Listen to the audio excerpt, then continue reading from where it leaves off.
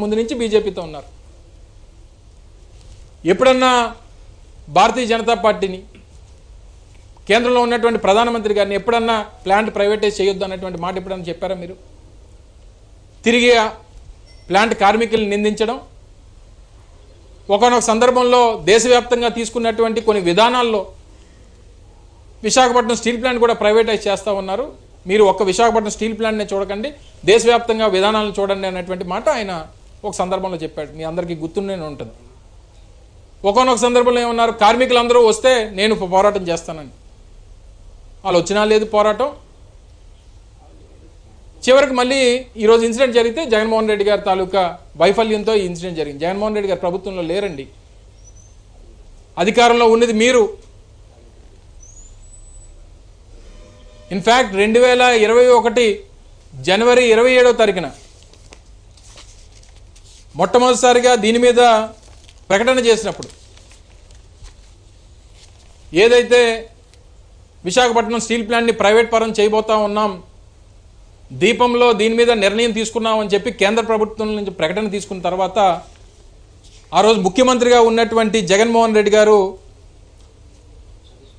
కేవలం 5-6 రోజుల వ్యవధిలోనే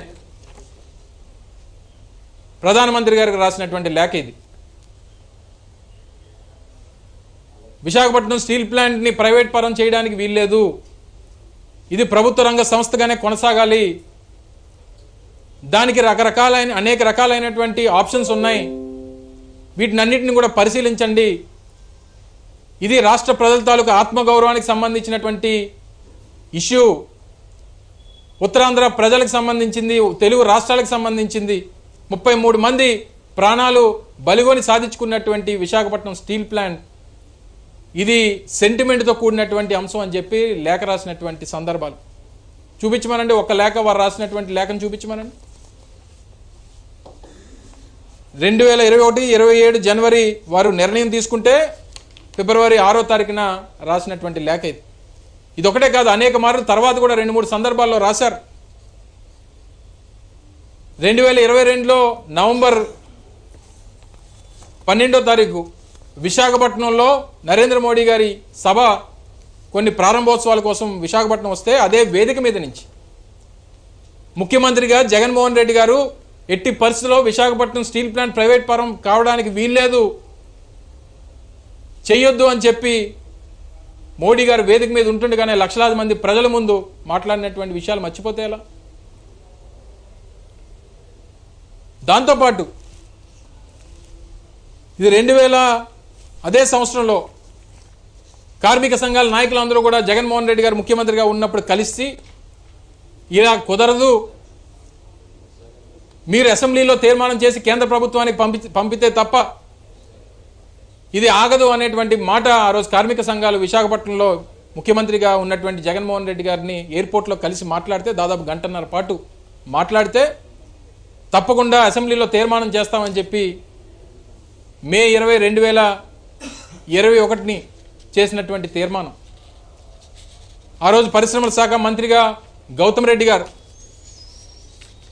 శాసనసభ్యుడిగా ఆ రోజు ఉన్నటువంటి నేను, వారు తీర్మానాన్ని ప్రవేశపెడితే ఇది నా స్టేట్మెంట్, అసెంబ్లీలో నేను చేసినటువంటి ప్రసంగం,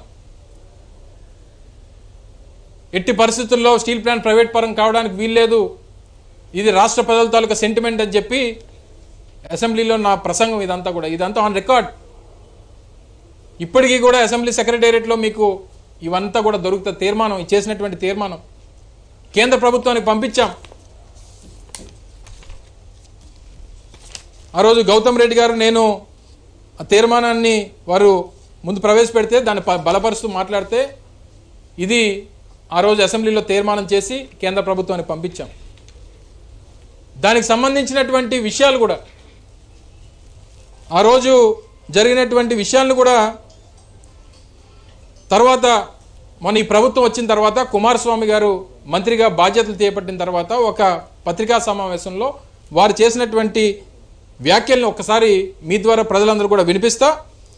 ఎందుకంటే మేము చెప్పినటువంటి విషయాలు దీన్ని అవాస్తవాలుగా చిత్రీకరించేటువంటి ప్రయత్నం జరగవచ్చు, కానీ వారు చేసినటువంటి ప్రసంగం ఒకసారి ప్రజలందరూ కూడా వినాలని చెప్పి మీ ద్వారా కోరుతా ఉన్నా. But ultimately in 2021 January, I think, our Deepam, they have decided to disinvestment for 100%, to go for the selling of the unit, to privatize the unit 100%.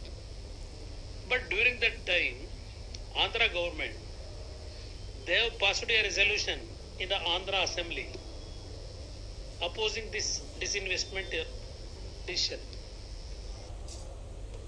క్లియర్గా మేము ఆ రోజు నిర్ణయం తీసుకున్నాం, దీపం నిర్ణయం తీసుకుంది. కానీ తర్వాత సబ్సిక్వెంట్గా ఆ రోజు ఉన్నటువంటి ప్రభుత్వం అసెంబ్లీలో తీర్మానం చేస్తే ఆ తీర్మానం ఎట్టి పరిస్థితుల్లో ప్రైవేట్ పరం చేయడానికి వీల్లేదని చెప్పి తీర్మానం పంపిస్తే దానివల్ల ఆగిందని చెప్పి క్లియర్గా చెప్పారు.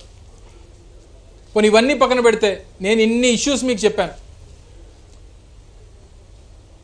ఈ ప్రభుత్వం వచ్చిన తర్వాత ఎంతమందిని తీసేశారు, ఏవేవి ఆగిపోయినాయి, శాలరీలు ఎప్పటి నుంచి రావట్లేదు, ఏ ఫెసిలిటీస్ ఆగిపోయినాయి, వారికి ఏ బోనస్లు ఆగిపోయినాయి, ఇవన్నీ చెప్పాను. కార్మిక సంఘాలు అందరూ కూడా ఉన్నారు, నాయకత్వం అంతా కూడా ఉంది. ఎవరినన్నా ఒకరిని వచ్చి ఏ ఒక్కరితోనన్నా జగన్మోహన్ రెడ్డి గారు ముఖ్యమంత్రిగా ఉన్నంత కాలం ఎప్పుడన్నా ఏ ఒక్క కాంట్రాక్ట్ కార్మికునన్నా తొలగించేటువంటి కార్యక్రమం జరిగిందా? ఏ ఒక్క పర్మనెంట్ ఎంప్లాయీనన్నా బలవంతంగా వీఆర్ఎస్ పెట్టించి తీసేసినటువంటి సందర్భాలు ఉన్నాయా? ఎప్పుడన్నా ఒక నెల జీతం ఆగినటువంటి సందర్భాలు ఉన్నాయా? హౌస్ రెంట్ అలవెన్స్లు తీసేసినటువంటి పరిస్థితులు ఏ రోజన్నా ఉన్నాయా? బోనస్లు ఆగిపోయినటువంటి సందర్భాలు ఉన్నాయా? మెడికల్ ఫెసిలిటీస్ ఆగిపోయినటువంటి సందర్భం ఉందా?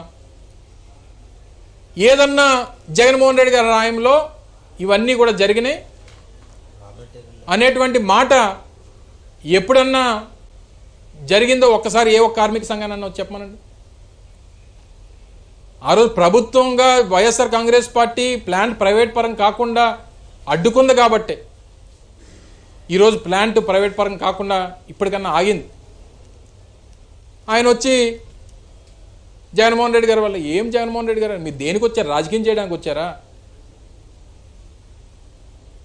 లేదా కుటుంబాలని పరామర్శించడానికి వచ్చారా, వారికి ధైర్యం చెప్పడానికి వచ్చారా, లేదా ఇక్కడికి కూడా వచ్చి రాజకీయాలు మాట్లాడడానికి వచ్చారా? ఆయన అక్కడ కూడా స్టీల్ ప్లాంట్లో కూడా ప్రసంగం, ఆయన పత్రికా సమావేశం అంతా కూడా వైఎస్ఆర్ కాంగ్రెస్ పార్టీ జగన్మోహన్ రెడ్డి గారి మీదే. ఆయన టీం 11 అంటున్నాడు. వాళ్ళు నువ్వు ఎలా అధికారంలోకి వచ్చావనేది రాష్ట్ర ప్రజలకి దేశ ప్రజలందరికీ తెలుసు. నువ్వు పెద్ద ఈవీఎం బ్యాచ్ అని, మీ నాన్న ఈవీఎం సీఎం అని, దీని మీద ఉన్నటువంటి అనుమానాలు ప్రజలందరికీ ఉన్నాయి.